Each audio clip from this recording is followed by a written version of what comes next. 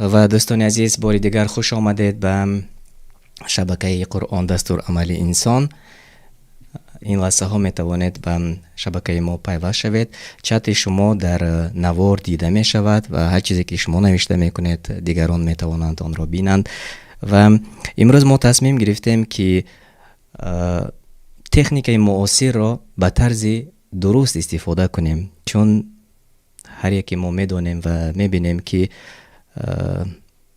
تکنیک را امروز به طرز خوب دیگران استفاده میکنند به خاطر مثلا بعضی چیزهای دیگر. و ما امروز یک برنامه تستی تصمیم گرفتیم و این برنامه تستی ما آزمون است.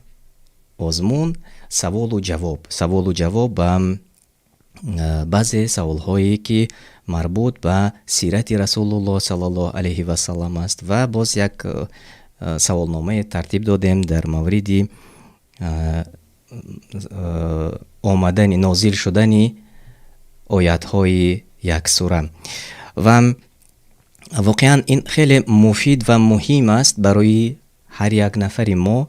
همچنین این برنامه برای فرزندان ما نیز خیلی فایده‌ناک است. از این خاطر ما کوشش میکنیم و امروز این یک نمود تستی برنامه را با شما گذرانیده میبینیم و اگر که موفق که شدیم و اگر که برای شما نیز پسند آمد، در آینده ما باز کوشش میکنیم آن را بهتر نیز گردانیم. از این خاطر خب خواهش میکردم هر یکی شما را میتوانید خودی این لحظه لایک مانید و در ایمیل و در واتساپ میتوانید که به دیگر نزدیکانتان تقسیم کنید تا که دیگران نیز داخل شوند. و ما امروز از استفاده برنامه کهوت من این لحظه سیلکه آن را در چت نوشته میکنم و شما میتوانید ان همین زیر سیلکه داخل شوید، چون با واسطه ان همین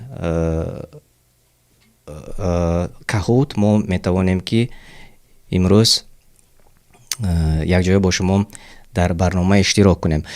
و یگان نفر اگر میخواهند با ما در تماس باشند و اگر سوال شخصی نه سوالهای شرعی جواب نمیگوییم و اگر خواهید به نزدیکان خودتان که این لحظه شما را از هر گوشه و کنار دنیا تماشا میکنند سلام رسانید و ما این امکان را نیز به شما میدهیم. و من خیلی سپاسگزارم به هر یکی شما، به آنهایی که دعای نیک میکنند برای ما و ما باز کوششمان را زیادتر میکنیم و از فرصت حاضر استفاده میکنم و میگویم که به دیگر شبکه های ما نیز حتما پیوست شوید.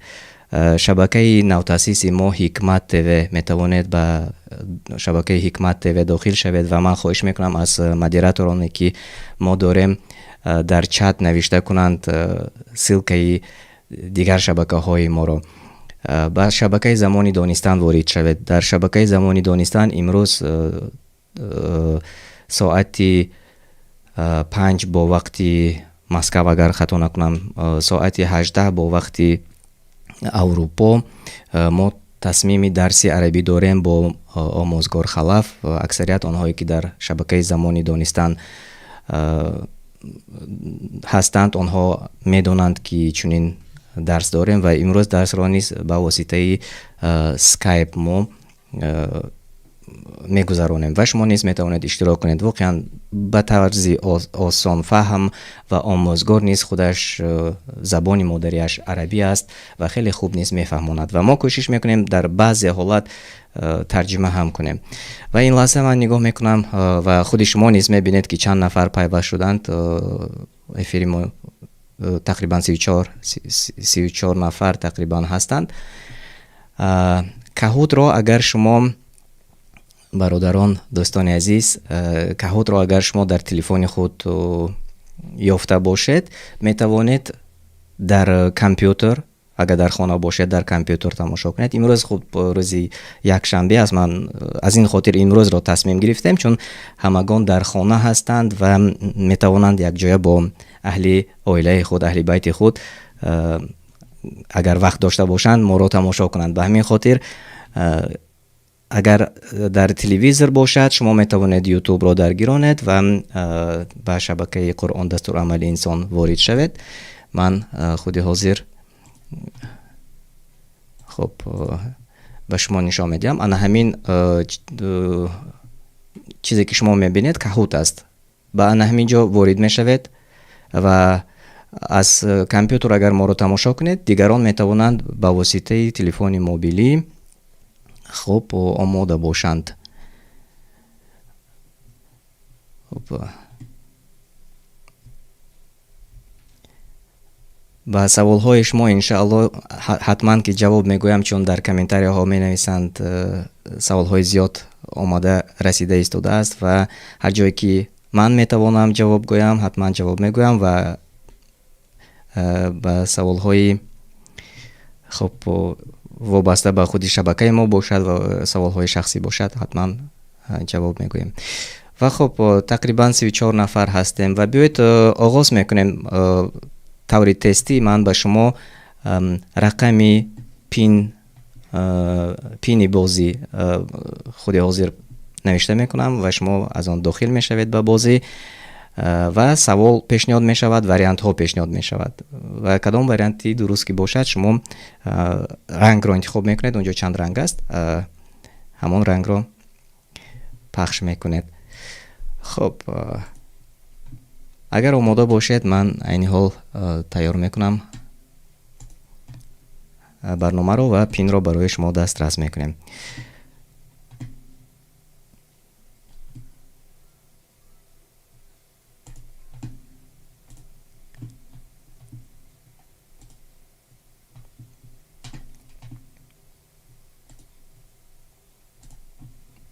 خب صدایش رو میگیریم. اینجا یک صدا نیز دارد. خب انا همین پین بازی رو میتوانید در کاهوت خود نوشته کنید. مرحمت 653 91 36. همه آنهایی که با ما هستند تماشا میکنند ما رو در کاهوت نوشته کنید. در کجا؟ من یک بار دیگر نشان میدم. در داخلی انا همینجا کد رو پین کد رو نوشته میکنید. ماشاءالله خیلی خوب. الکی چند نفر؟ مینو، ابو حنیفه، حمزه، منصور برو، عبدالله خوش آمدید. مسفیره خوش آمدید. امید خوش آمدید. خب جمع میشویم باز 7 نفر عین حال آنهایی که اشتراک میکنند در برنامه.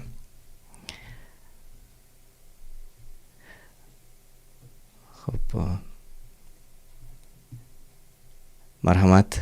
رقم های تلفنی ما نیز زیری نوار نوشته شده است، چون برادران سوال میکنند حتما که میتوانیم با شما در تماس باشیم اگر شما خواهید. خب امید، مسفیره، مینو، ابو حنیفه، حمزه، منصور، عبدالله اینجا هستند و هر کسی که باز میخواهد اشتراک کند مرحمت. باری دیگر تکرار میکنم، شما در اینترنت کاهوت نقطه ای ت داخل میشوید و انا همین پین رو نوشته میکنید، یعنی که 653 91 36 و ما امید تجکه خوش آمدید. 8 نفر شدیم. سوال های خیلی شکر خوش آمدید. سوال ها خیلی سوال های آسان است و عادی است، وابسته به سیرت رسول الله صلی الله علیه و سلم و بعد از این نیست ان شاء الله ما کوشش میکنیم یک آزمونی دیگر نیز گذارانیم تا اینکه معلومات زیادتر پیدا کنیم دوستان عزیز، چون واقعا خیلی مهم است و اگر حتی یک آیت را نیز دانیم، اگر حتی یک حدیث را نیز دانیم موافق گفته های رسول الله صلی الله علیه و سلم، ما باید که به هم دیگر رسانیم. از این رو این خیلی یک درسی خوب هم می شود برای ما، هم برای فرزندانمان، چون امروز روز یک شنبه است. بار دیگر تکرار میکنم، همگان با اهل نزدیکان خود، پیوندان خود نشستند و یک در کامپیوتر یا اینکه در تلویزیون میتوانید به شبکه قرآن دستورالعمل انسان وارد شوید و با واسطه تلفن موبیلی بس سایت kahoot.it داخل شوید و آن همین پین را نوشته کنید. حمزه خوش آمدید. خب 10 نفر شدیم. خب خب یک نفر تماشابین ما با جای پین این پین را نوشته کردن. خیلی خوب، خوش آمدید. مسلم خوش آمدید. الله از هر یکی شما راضی باشد. 11 نفر شدیم.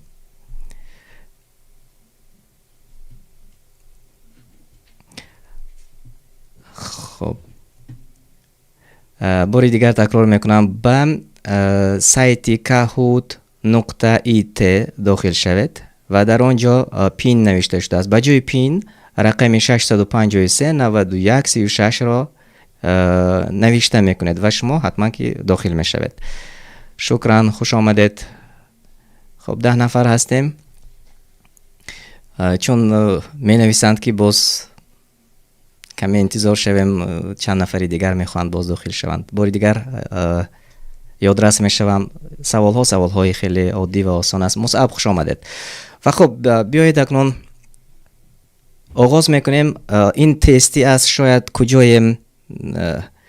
کجای کمبودی ها باشد و ما کوشش میکنیم که آن را در آینده برطرف کنیم.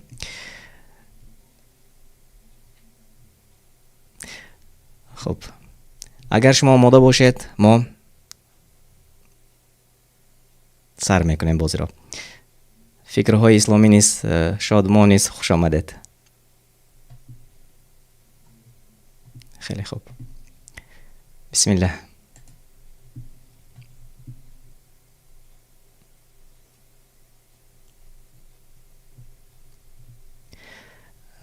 نام چند زن در قرآن نوشته شده است؟ نام چند زن در قرآن نوشته شده است؟ و شما میتوانید جواب درست را از تلفنتان زیر کنید. یعنی که یکم جا مریم آمده است، زرد امینه، عایشه، ام کلثوم، کبود عایشه، مریم و یا دیگر. ماشاءالله. خب همه 5 نفر اشتراک کردند و 5 نفر درست جواب گفتند. به سوال دیگر میگذاریم. خب عبدالله یکم شده، درست جواب گفتند. 830 خال گرفتند. مینو 825 خال. مصعب 790. امید 772. یعنی اینجا نشان داده شده است از 10 نفر کسی اولین شده پخش کردند. با سوال دیگر میگذاریم و میبینیم که کی به جای اول میبرد. یعنی شما نیست این لحظه ها میتوانید کوشش کنید و به جای بالاتر گذارید. سوال دوم: از همه درازترین سوره قرآن. وریانت ها: آل عمران، بقره، نیسا، اخلاص.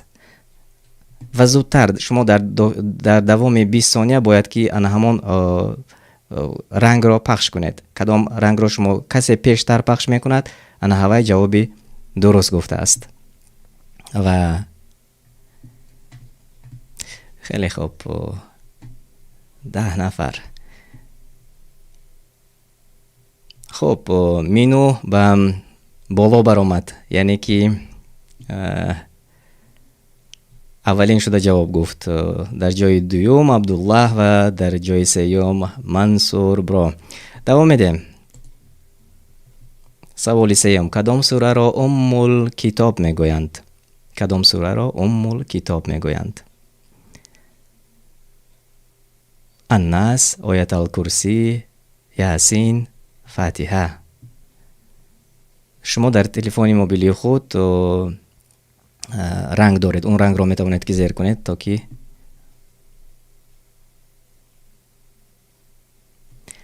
خیلی خوب، خیلی خوب. خب میبینیم که با پیش برآمد. 4 نفر جوابی درست گفتند. 3 نفر یاسین را انتخاب کردند و 2 نفر آیت الکرسی را انتخاب کردند و واقعا کتاب گفته سوره فاتحه رو میگویند. میبینیم که به پیش برآمد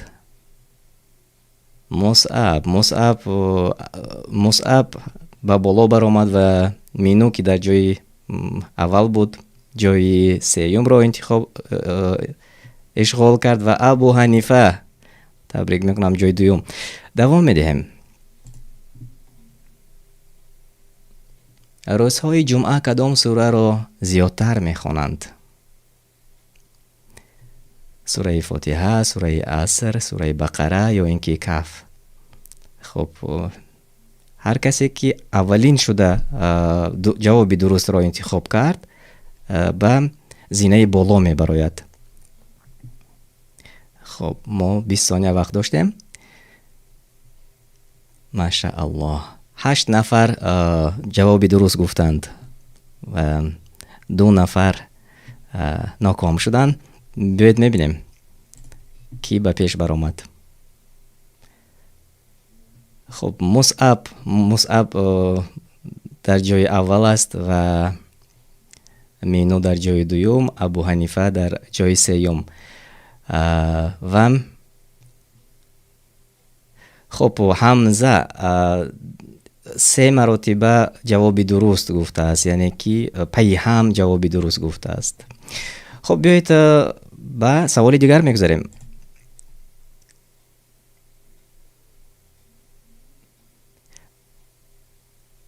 نام پدر محمد صلی الله علیه و سلم چیست؟ وریانت ها: عیسی، عبدالله، ابو مطلب، ابو طالب. کسی پیشتر شده جواب درست را زیر کند و بالاتر خالی بلندتر را میگیرد.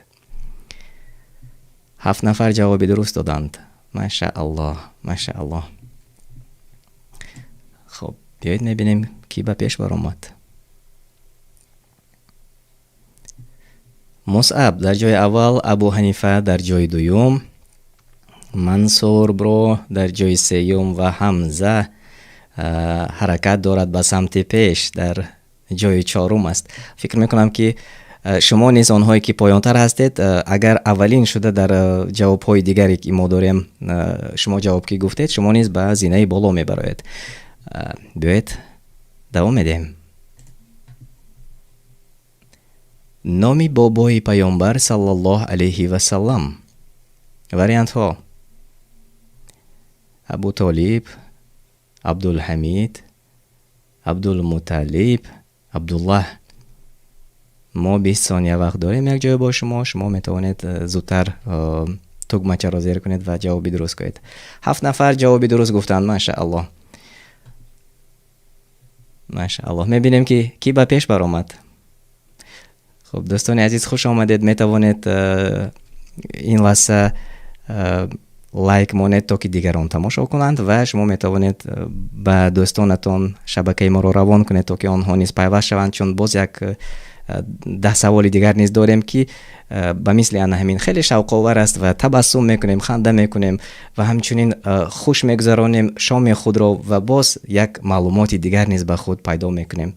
الله از هر یکی شما راضی باشد. بیایید میبینیم کی به پیش برآمد. مصعب در جای اول است و ابو حنیفه در جای دوم. تبریک. حمزه به پیش برآمد و در جای سوم قرار دارد. منصور برو کمی پایانتر و عبدالله در جای پنجم. دوام میدیم و نزدیک میشوند به غالبیت مصعب، چون مصعب پیهم به 6 سوال درست جواب گفت. از 10 سوال به 6 سوال پیهم درست جواب گفت و می خاطر در جای اول است. سوال هفتم: نام مادری که به محمد صلی الله علیه و سلم شیر داده است. وریانت ها پایان است. کسی اولین شده جوابی درست را پخش میکند. مرحمت.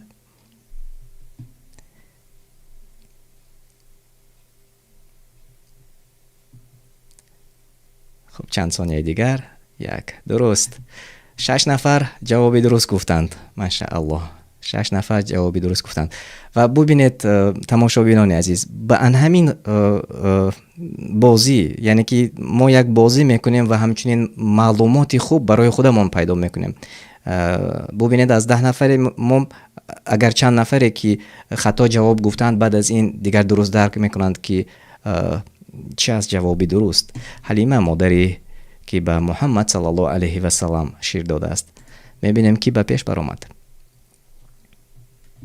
محمد مصعب در جای اول، ابو حنیفه در جای دوم و حمزه در جای سوم و مینو نیز باز وارد شد به قطار اولین ها. منصور برو از بین رفت و مینو آمد. دوام میدهیم. قومی حلیمه چی نام داشت؟ مادری که به رسول الله صلی الله علیه و سلام شیر داده است، قومش چی نام داشت؟ بنی انصار، بنی طالب، بنی اسرائیل، بنی سعد.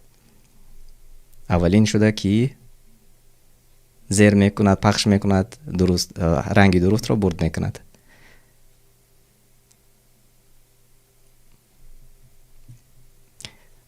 خب 2 نفر جوابی درست گفتند. ماشاءالله، بنی سعد. و خب دوستان عزیز، آنهایی که این لحظه پیوست شدند و تقریبا 68 نفر ما را تماشا میکنند، شما نیز آماده باشید، میتوانید در همین بازی شما نیز اشتراک کنید و طرز اشتراک کردن شما با واسطه تلفن موبیلی خودتان kahoot.it داخل میشوید و من پین کد رو برای شما روان میکنم، آن را نوشته میکنید. خیلی آسان و عادی است داخل شدن.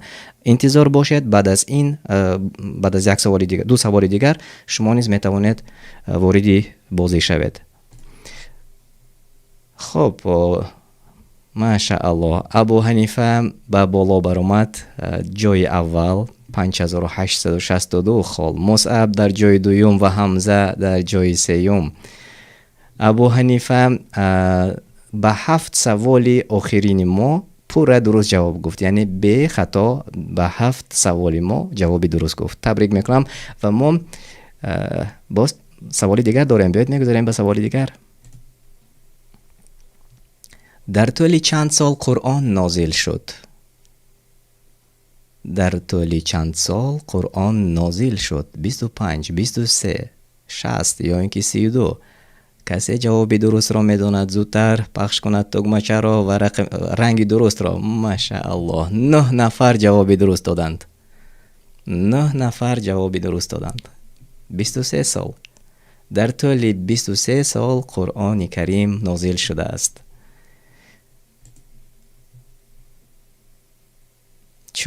چون پیشتر ابو حنیفه در جای اول و دیگر مصعب و در جای سوم حمزه، مینو و عبدالله. و سوال نهایی.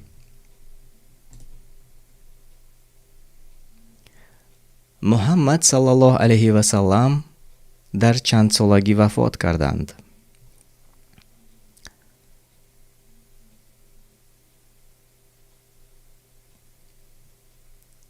خب تشکر زیاد. بسیار تماشابینان ما در افیری مستقیم نیز در چت ما جوابهای درست را میگویند. تشکر، الله شما راضی باشد. 6 نفر جوابی درست گفتند. 3 نفر، 4 نفر جوابی نادرست گفتند. خب میبینیم که در برنامه ما غالب شد.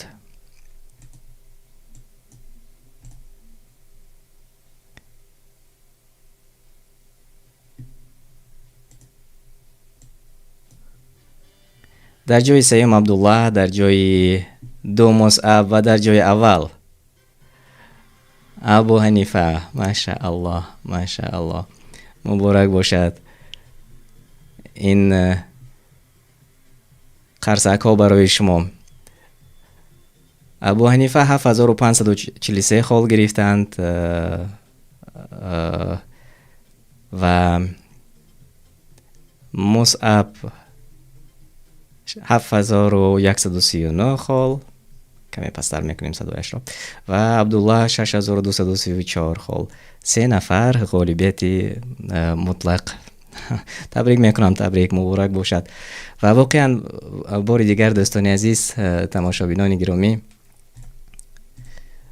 این یک بازی بود و این بازی را به طور درست ما امروز به طور درست استفاده کردیم، چون من و شما باخبر هستیم، میدونیم که همه آنهایی که میخواهند بازی ها را هر گونه در هر راه استفاده میکنند و این زمانی معاصر است و از این خاطر ما این تصمیم را گرفتیم، گفتیم بیایید همین بازی هایی که مثلا در دیگر راه استفاده میکنند ما آن را در راه درست استفاده کنیم تا فرزندان ما، تا خودی ما یک معلوماتی خوب برای خودمون پیدا کنیم، آموزیم. این انشاءالله که خوب است و بهتر است و یک چیزی که تربیوی است و ما خودمون یک معلومات دیگر پیدا میکنیم، یعنی که روز از روز خودمون نیز کمی باشد هم رشد میکنیم.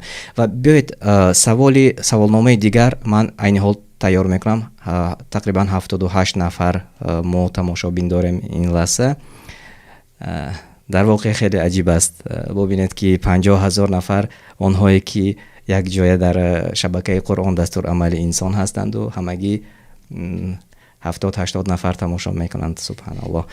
و از این راه شما میتوانید انشاءالله اگر لایک مانید یا اینکه به دیگران روان کنید شبکه قرآن دستور عمل انسان را تا دیگران نیز داخل شوند. من برنامه دیگر رو این لحظه میسازم. تیار است، سوال ها تیار است و خب شما میتوانید که زیادتر از این پیش ما تقریبا 10-11 نفر اشتراک کردیم و در برنامه دیگر میتوانیم زیادتر باشیم.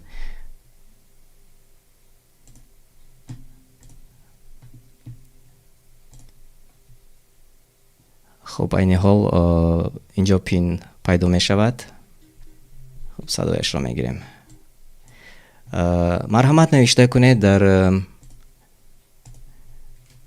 در تلفنی خود یا در کامپیوتری که شما استفاده میکنید رقم پین 16 13 355 نوشته کنید و داخل بازی شوید. مرحمت. همگی 10 نفر سوال است. سوال در مورد نازل شدن یک سوره و چند آیتی آن. در این باره باره آن سوالی که من این لحظه برای شما پیشنهاد میکنم، ما در شبکه زمانی دانستن تقریبا 4 برنامه یا 5 برنامه پیشنهاد شما کرده بودیم و برای شما معلومات خیلی مفصل و معلومات زیاد داده شده بود. این حال نمیگویم کدام سوره است، چون شوق‌آور آن است که شما این لحظه اشتراک کنید در آن بازی و جواب‌های شما را فهمیدن می‌خواهیم که برای ما جواب‌های درست میگویند، پیشنهاد میکنند.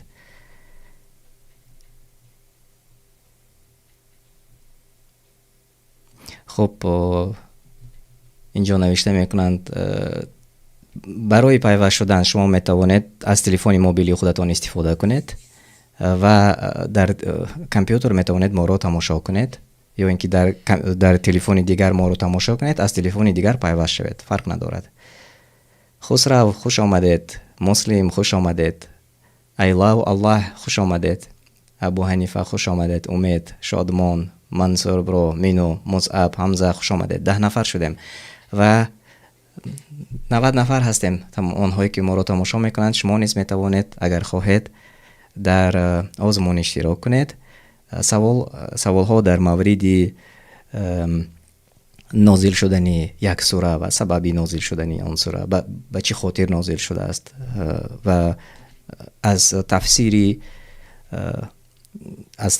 سوره گرفته شده است و واقعا نهایت مهم است. یک معلومات پیدا میکنیم ما و شما بعد از دانستن جواب به این سوال ها. مرحمت 10 نفر شدیم و آنهایی که میخواهند اشتراک کنند 16 13 355 این پین کد است. با kahoot.it داخل شوید. کاهوت نوشته میکنم یک بار دیگر از مدیراتور خواهش میکنم که در چت نوشته کنند کاهوت نقطه ایت تا دیگران دانند. کمی انتظار میشویم چون برادران سوال میدهند چگونه داخل شویم. مرحمت تماشابینان عزیز، زیادتر شدیم. مینوج خوش آمدید. 12 نفر شدیم. خب با اونهایی که نوکک پیوست شدید، ما آزمون داریم. آزمون سوال و جواب، سوال ها هست و وریانت های جواب است.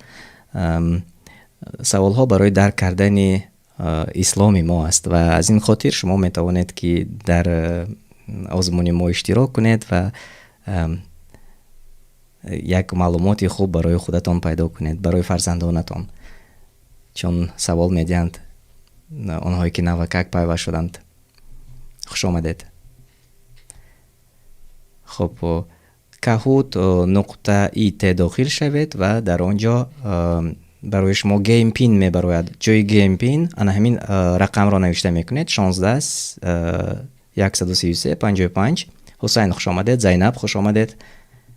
انور خوش آمدید. مشنیس فرید خوش آمدید.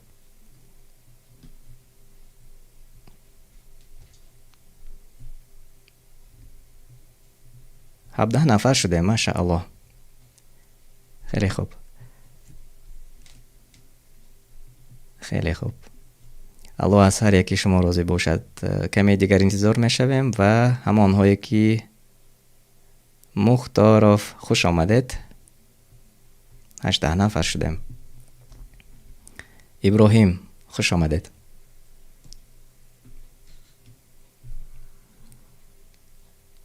عبدالمطلب خوش آمدید. 20 نفر شدیم. خب تماشابینان عزیز، همه آنهایی که ما رو تماشا میکنید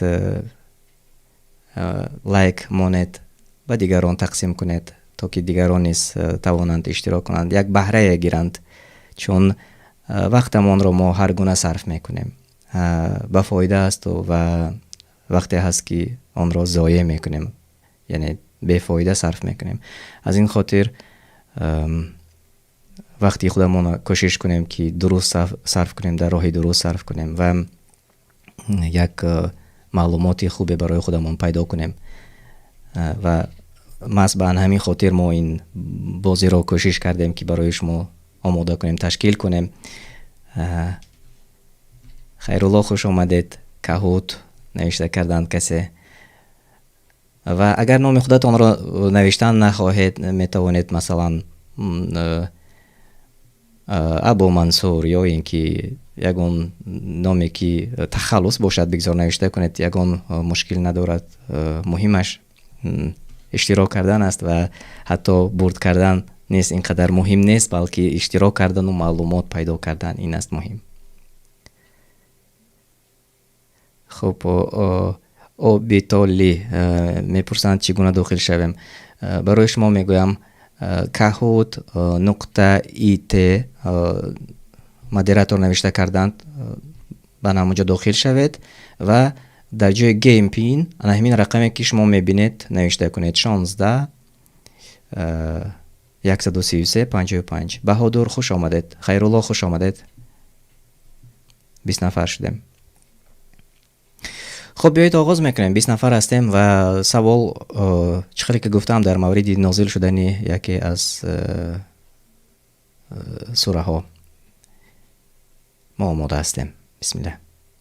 تاجیک بهادر خوش آمدید.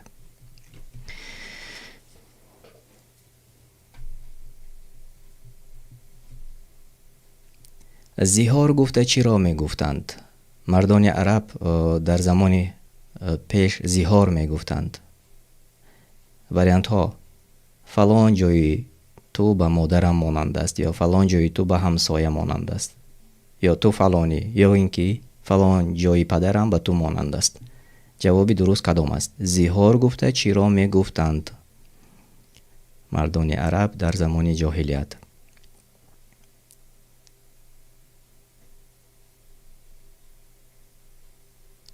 نه نفر جوابی درست گفتند. ماشاءالله. 9 نفر همونهایی که به فکرم برنامه ما رو تماشا کردند در شبکه زمانی دانستن، چون ما در مورد زیهار چند برنامه دراز داشتیم. در جای اول خیرالله، در جای دوم مصعب و در جای سوم تاجیک ابو حنیفه و میناج. دوام میدهیم. سوال دوم: 2 مراتب زیادتر شما خال میگیرد. زیهار در جاهلیت به چی می آورد؟ یعنی به چی آورده می رساند زیهار؟ به خوشبختی، به خرسندی، به مهربانی یا به جدایی عائله؟ زیهار به چی آورده می رساند در زمان جاهلیت؟ 2 مراتب زیادتر خال میگیرد. کسی اولینش پخش کرد.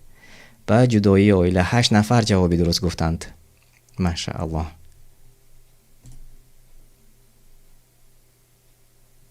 خب خیرالله در جای اول هستند، مصعب در جای دوم و ابو حنیفه در جای سوم. به سوال دیگر میگذاریم. زیهار در زمان جاهلیت به چی مانند بود؟ به زن، به مرد، به طلاق یا اینکه به اسب؟ آنهایی که میدونند تبسم میکنند، خنده میکنند. بله، به چی مانند بود زیهار؟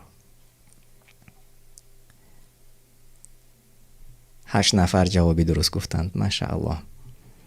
به طلاق. زیهار به طلاق مانند بود و در زمان جاهلیت یگان جایی اگر مرد میگفت به زن خود، یگان جایی تو به یگان جایی مادری من مانند است میگفت، زیهار میشد. وقتی که زیهار میشد عائله ویران میشد. خب دوامش را نمیگویم چون سوال ها موافقند و به همین خاطر به سوال دیگر میگذاریم. خوش آمدید آنهایی که نوکک به شبکه قرآن دستور عملی انسان پیوست شدند.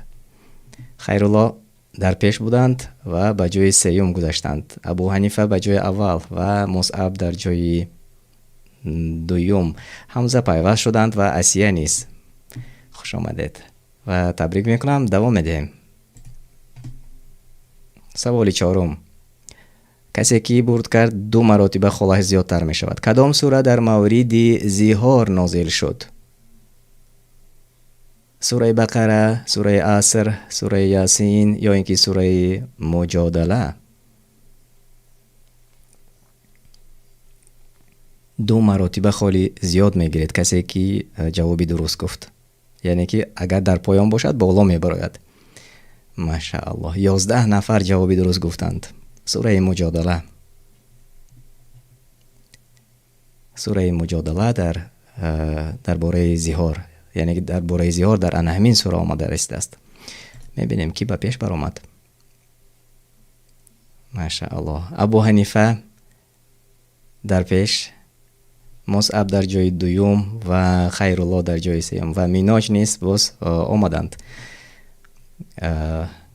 دوام میدهیم. سوال 5: سوره مجادله چندم سوره در قرآن است؟ رقمش رقم 36، 114، 58 یا اینکه 2؟ کدام سوره است؟ چندم سوره است؟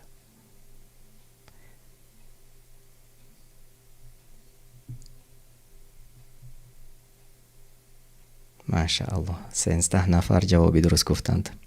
13 نفر جوابی درست گفتند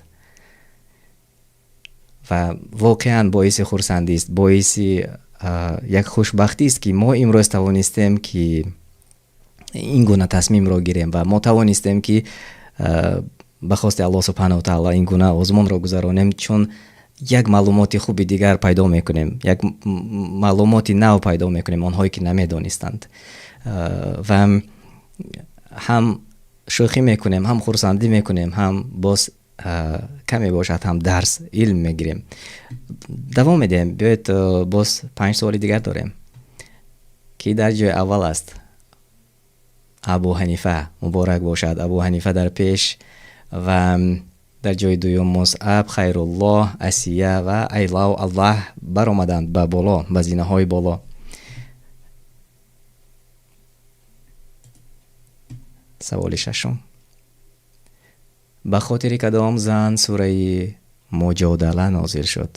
باور کنید به نهایت یک سوره که وقتی معنایش رو میخوانیم احساسی، کس اشک از چشمانش جاری می شود وقتی که این سوره رو تفسیرش رو میخواند. به نهایت تکان دهنده است. خب جوابهای شما رو میبینیم که جوابی درست گفت. 5 نفر جوابی درست گفتند. بله، حوله بنت ثعلبه آن زنی بود که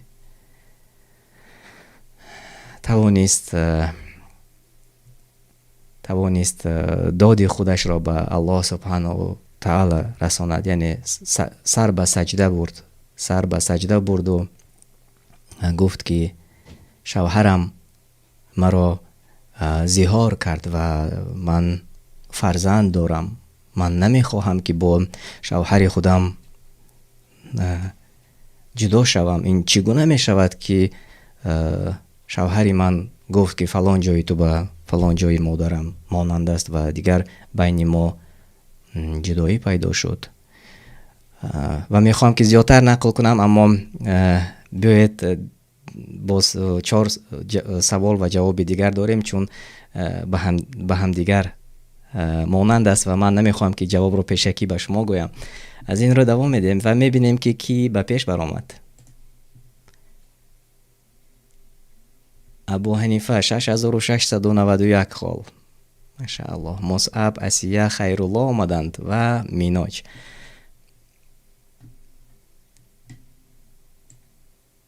خب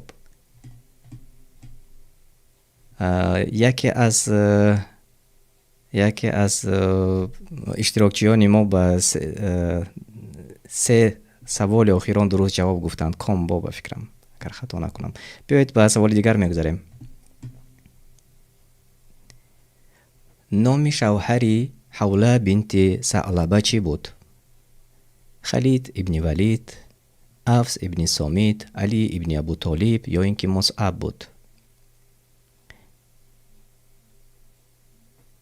مرحمت جوابهای خودتون رو نوشته کنید. ماشاءالله 9 نفر جوابی درست گفتند. افس ابن سامید بود، شوهری حوله بنت ثعلبه که نخواست در یک حالت می شود که سببش هم ناچیز بود و به همسرش می گوید، به حوله بنت ثعلبه می گوید که فلان جای تو به فلان جای مادری من مانند است، به همین گونه معنا. و بعد از این بین آنها زهار پیدا می شود و حوله بنت ثعلبه نزد رسول الله صلی الله علیه و سلم آمده می پرسد یا رسول الله صلی الله علیه و سلم، شوهرم این گونه گفت، چی شد بین ما؟ رسول الله صلی الله علیه و سلم می گویند بله، بین شما زهار شد. در این وقت حوله بنت ثعلبه به نهایت احساسی می شود و می گوید من فرزندان دارم، من دوست می دارم شوهرم را، من نمی خواهم که با بین ما جدایی شود. ولی رسول الله صلی الله علیه و سلم می گویند دیگر بین شما جدایی شد و سرش را سجده می کند و از الله می پرسد یا الله به داد من رس، یعنی کمکم کن. و این گونه سوره مجادله آیات های 1 تا 4 نازل می شود. و بیایید دوام میدیم و انشاءالله شما می توانید در شبکه زمانی دانستن، من از مدیریتور خواهش میکنم نوشته کنند زمانی دانستن چگونه شما می توانید پیوست شوید و آنجا برنامه پوره ما رو می توانید شما تماشا کنید در مورد تفسیر سوره مجادله آیات های 1 تا 4. 3 سوال دیگر باقی مانده است. میبینیم کی در پیش است. ماشاءالله ابو حنیفه در جای اول، در جای دوم مصعب و اسیه، خیرالله و میناج. دوام میدهیم. مصعب ماشاءالله مصعب با 7 سوال ها پی هم درست جواب گفتند و اینجا نوشته شده است که مصعب با 7 سوال پی هم جواب درست گفتند. سوال 8: این سخنهای کیست؟ این زن حوله بنت ثعلبه است که سخنهایش را الله از بالای 7 آسمان شنیده است. کی این سخنها را گفته است؟ این زن حوله بنت ثعلبه است که سخنهایش را الله از بالای 7 آسمان شنیده است. علی ابن ابو طالب، عثمان ابن عفان، ابوبکر صدیق یا عمر الخطاب گفته است؟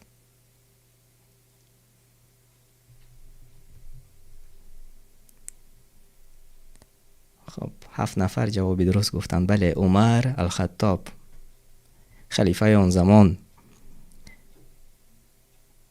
وقتی که روزه می شود با زن و می خورند یک جایه با دیگر صحابگان و آن زن عمر رضی الله عنه را به سخن می گیرد و گپ می زند و حتی می گوید که یک زمان تو عمر چه بودی و امروز تو عمر خلیفه مسلمان ها شدی، یعنی که با این گونه سخن می کرد. و در اون زمان دیگر اصحاب می گویند که یا عمر چرا تو این زن را گوش کردی و ششتی، یعنی که وقتی خودت بیهوده گذرانیدی. عمر رضی الله عنه می گویند که اگر حتی تا صبح این زن مرا اینجا سخن می گفت، من این را گوش می کردم، چون این زن را سخنهایش را الله از بالای 7 آسمان شنیده است، من چرا گوش نکنم؟ و علاوه می کند بجز نماز فرض من تا نماز صبح این زن را آماده بودم که گوش کنم. و 7 نفر جوابی درست گفتند. می بینیم که به پیش برآمد.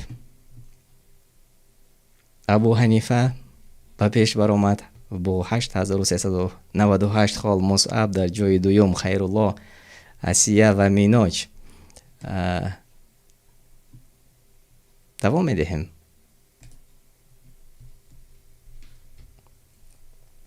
معنای مجادله چیست؟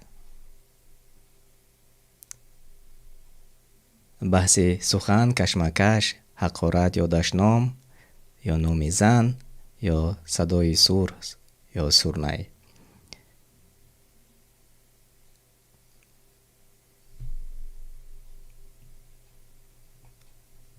پنج نفر جواب درست گفتند. بله، مجادله گفته بحث سخن، یعنی کشمکش میگویند. وقتی که خب میخواستم نقل کنم ولی به فکرم در سوال نهایی جواب می آید به همین سوال و بعد از آن من کمی در مورد بحث سخن و کشمکش انشاءالله که برایتان نقل میکنم. خب بیایید میبینیم که به پیش برآمد. ابو حنیفه در جای اول است، خیرالله، مصعب، اسیه پیدا شد و میناج. و همچنین خسرو نیز به 3 سوال آخرانی که ما داشتیم درست جواب گفته است، پی هم درست جواب گفته است. و به فکرم سوال نهایی است.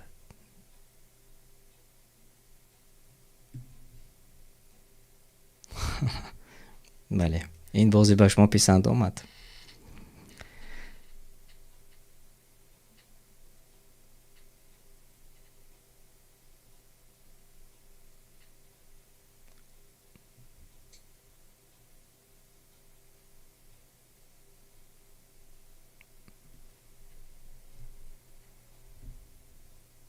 بله بله.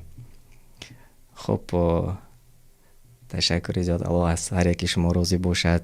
و بیایید کوتاه درباره آنی که به چه خاطر کشمکش میگویند یا مجادله میگویند همین سوره رو گفته میگذارم و شما باز معلومات پوره رو میتوانید در شبکه زمانی دانستن داخل شوید و برنامه هایی که ما پیشتر قبلا آماده کرده بودیم در مورد تفسیر سوره مجادله و آیات های 1 تا 4 آنجا پورتر گوش کنید.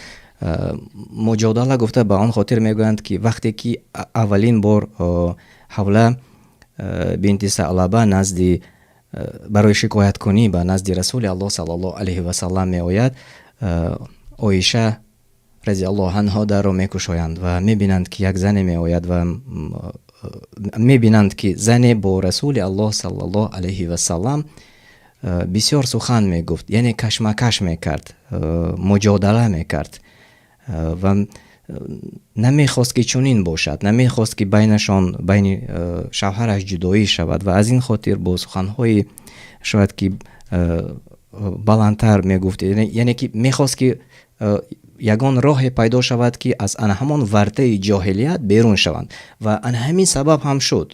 سبب حوله بنت ثعلبه شد که از آن همان جاهلیتی که مردم عرب پیشتر داشتند ناحرمتی زن از آن ورطه بیرون میبرایند به سبب دعای این زن.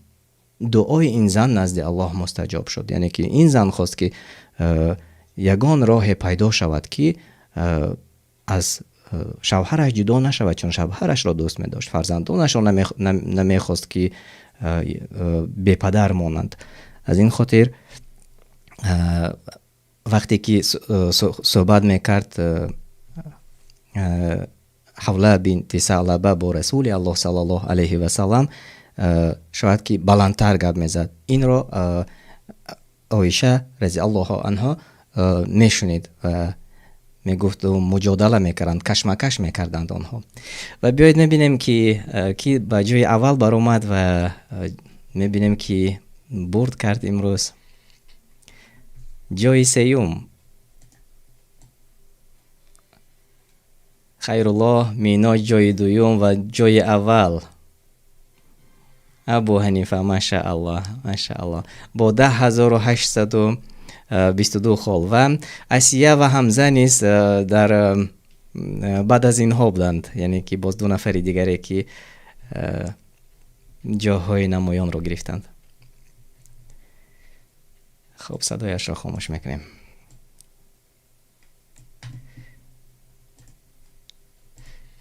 خب بار دیگر تماشابینان عزیز خوش آمدید میگویم هر یک شما را و امروز ما امید داریم که وقتمان رو کمی باشد هم خوش گذرانیدیم، خوب گذرانیدیم و با ثمر گذرانیدیم. مهمش چون